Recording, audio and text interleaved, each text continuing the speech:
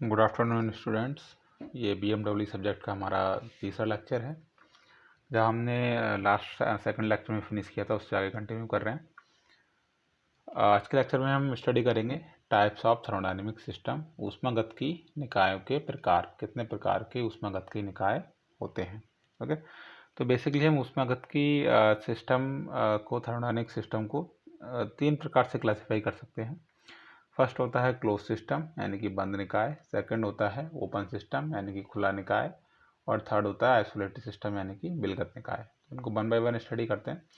सबसे पहले बात करते हैं कि क्लोज सिस्टम क्या होता है, बंद निकाय क्या होता है। ओके, तो क्लोज सिस्टम क्या होता है? वह ऊष्मागतिकी निकाय जिसमें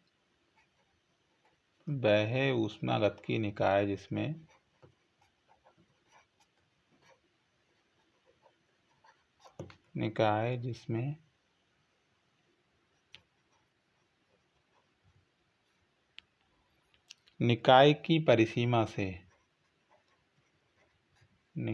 की परिसीमा यानी कि बाउंड्री, हमने लास्ट क्लास में देखा था बाउंड्री क्या होती है, परिसीमा से केवल ऊर्जा का स्थानांतरण हो सके, केवल ऊर्जा का स्थानांतरण हो सके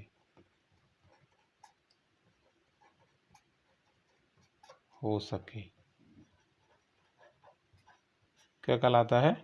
बंद निकाय कहलाता है। बंद ऊष्मागतिकी निकाय कहलाता है।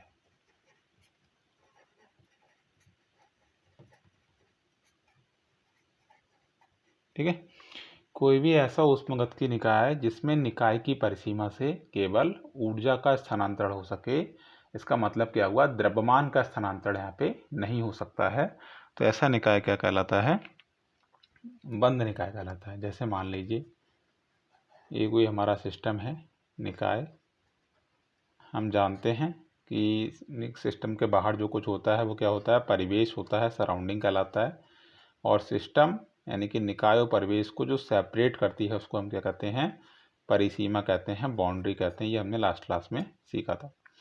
ओके, तो अगर हम क्लोज सिस्टम की बात करें तो क्लोज सिस्टम कैसा सिस्टम होगा, बंद निकाय कैसा निकाय होगा? उसकी परिसीमा से क्या हो सकता है?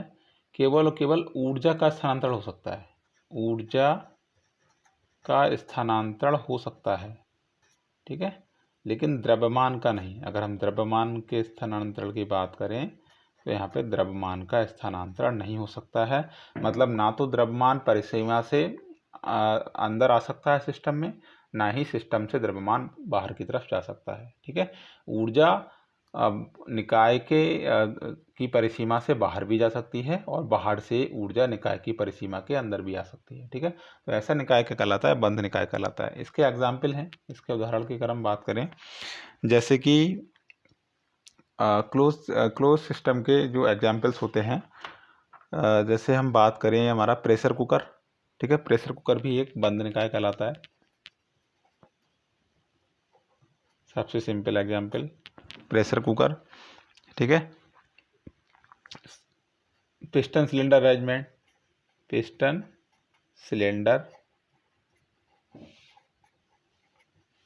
सिलेंडर निकाय। ठीक है, ये किसके उदाहरण हैं? ये बंद निकाय के उदाहरण हैं, क्लोज सिस्टम के उदाहरण हैं। ठीक है, नेक्स्ट अगर हम बात करें ओपन सिस्टम यानी कि खुला निकाय। खुला निकाय क्या होता है? वह ऊष्मागतिकी निकाय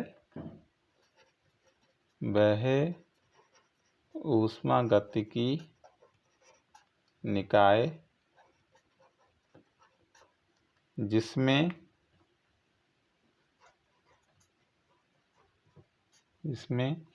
निकाय की परिसीमा से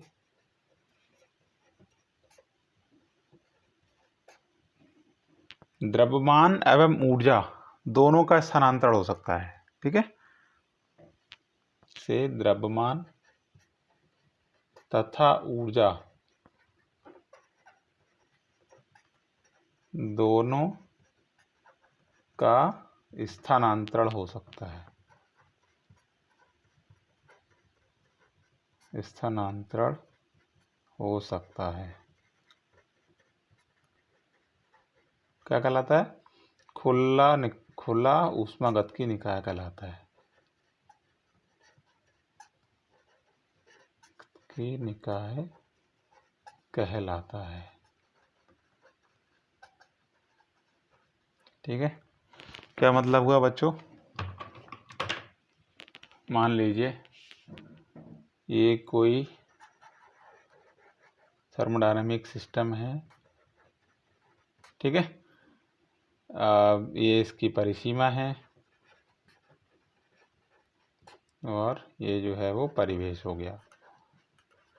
ओके, तो खुला निकाय क्या होगा?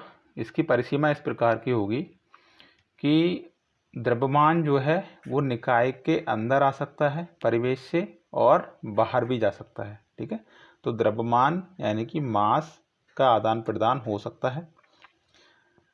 ऊर्जा की अगर हम बात करें तो ऊर्जा भी निकाय से परिवेश में जा सकती है या परिवेश से निकाय के अंदर आ सकती है, तो ऊर्जा का भी यहाँ पे आदान प्रदान हो सकता है। तो ऐसा निकाय क्या कहलाता है? जो जिसकी परिसीमा से ऊर्जा का भी आदान प्रदान हो सकता है परिवेश के लिए और द्रव्यमान का भी आदान प्रदान हो सकता है। क्या कहलाता है? खुला निकाय कहलाता है। ठीक है, तो खुला निकाय के अगर हम उदाहरण की बात करें, एग्जाम्पल्स की बात करें, तो जैसे गैस टरबाइन,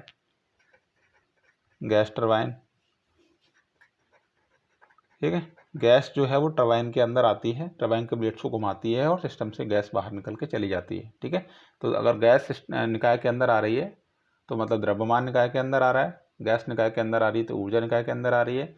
गैस अगर गैस टरबाइन से निकल के जा रही है इसका मतलब द्रव्यमान गैस टरबाइन से निकल के जा रहा है, इसका मतलब ऊर्जा गैस टरबाइन से निकल के जा रही है। ठीक है, जैसे वायु संपीड़क मतलब एयर कंप्रेसर। एयर कंप्रेसर के अंदर क्या होता है? वायु वातावरण से कंप्रेसर के अंदर आती है, कंप्रेसर उस पर कार्य किया जाता है और वायु का दाब बढ़ाया जाता है। ठीक है, तो इस केस में द्रव्यमान भी निकाय के अंदर आता है और द्रव्यमान निकाय से परिवेश की तरफ जाता है और ऊर्जा भी निकाय के अंदर आती है और ऊर्जा निकाय से जो है वो परिवेश निकाय से परिवेश की तरफ जाती है। ठीक है, तो ये कैसा निकाय हुआ? ये भी खुले निकाय का उदाहरण हुआ। जैसे आईसी इंजन, अंतर्दहन इंजन में क्या होता है बच्चों? ईंधन का दहन होता है और जो द्रव्यमान और जो ऊर्जा होती है वो निकाय सिलेंडर से वातावरण की तरफ जाती है। इसका मतलब ये भी कैसा हुआ? खुला निकाय का उदाहरण हुआ। ठीक है, तीसरा निकाय होता है जिसको हम कहते हैं विलगित निकाय। तो विलगित निकाय क्या होता है बच्चों? वह ऊष्मागतिकी निकाय जिसमें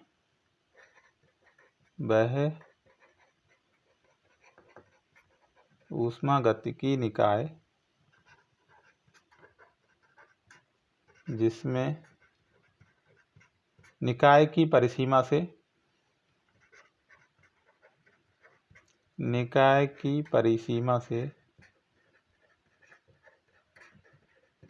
से ना तो ऊष्मा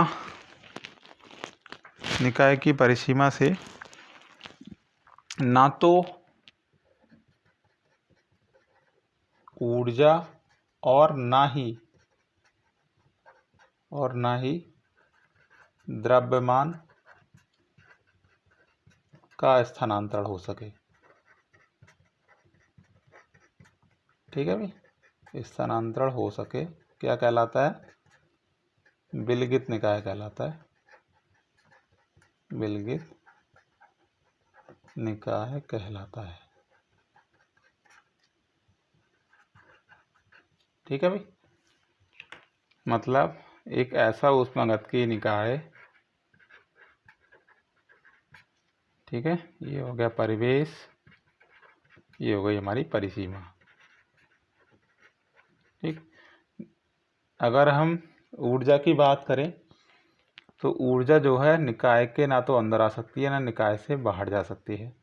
अगर हम द्रव्यमान की बात करें तो ना तो द्रव्यमान निकाय के अंदर आ सकता है और ना ही द्रव्यमान निकाय से बाहर जा सकता है। ओके, और इम्पोर्टेंट चीज़ क्या होती है? जब ऊष्मा यानी कि ऊर्जा ना तो निकाय के अंदर आ सकते हैं, निकाय से बाहर जा सकते हैं। जो परिसीमा होती है वो कैसी होगी, ना तो ऊर्जा निकाय के अंदर आ सकती है, ना ऊर्जा निकाय से बाहर जा सकती है, यानी कि हीट ट्रांसफर भी बिल्कुल नहीं हो सकता है। तो ये परिसीमा कैसी होगी, कुचालक। परिसीमा जो होगी वो कुचालक पदार्थ की होगी, हीट इंसुलेटर, ठीक है, ऊष्मा का कुचालक। ये पदार्थ कैसा होगा, ऊष्मा कुचालक होगा, ठीक है, परिसीमा। ओके, निकाय की बाउंड्री। तो इसका उदाहरण जो होता है, कोई भी ऐसा निकाय नहीं होता है जो विलगित निकाय हो। इसका प्रैक्टिकल एग्जाम्पल कोई नहीं होता है, लेकिन फिर भी हम अगर कोई थर्मल फ्लास्क हो, कोई फ्लास्क हो जिसके चारों तरफ इंसुलेटर पदार्थ लगा हो, ठीक है, ये एक फ्लास्क है, ये कोई इलेक्ट्रिक केटल हो सकती है जिसके चारों तरफ हमने इंसुलेटर लगाया हुआ है, कुचालक पदार्थ है ये ऊष्मा का, और इसको हमने चारों तरफ से क्लोज किया हुआ है, ठीक है।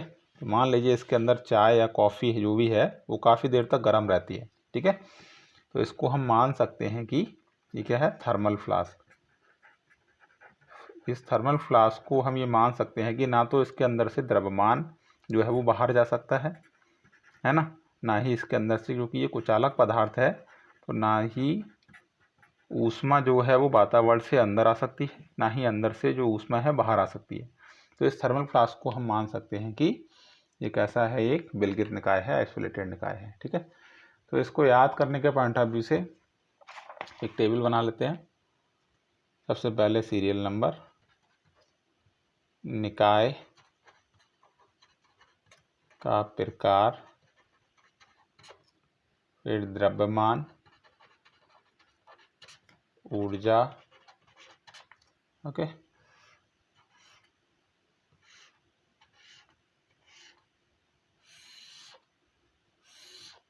सबसे पहले बात करते हैं बंद निकाय की,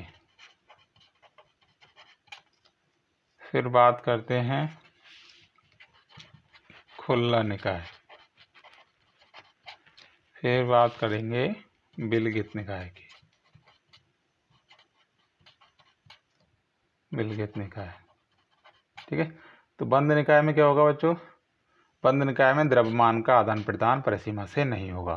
किस चीज़ का आदान प्रदान हो सकता है, केवल ऊर्जा का, यानी कि ऊष्मा का। खुला निकाय जो है उससे क्या होगा, द्रव्यमान का भी आदान प्रदान हो सकता है और ऊर्जा का भी आदान प्रदान हो सकता है। विलगित निकाय, विलगित निकाय में क्या होगा, इसमें ना तो ऊर्जा का आदान प्रदान हो सकता है, ना ही द्रव्यमान का। ओके, तो आज के लेक्चर में इतना ही। नेक्स्ट लेक्चर में किसी नए टॉपिक के बारे में बात करेंगे। तब तक के लिए थैंक यू।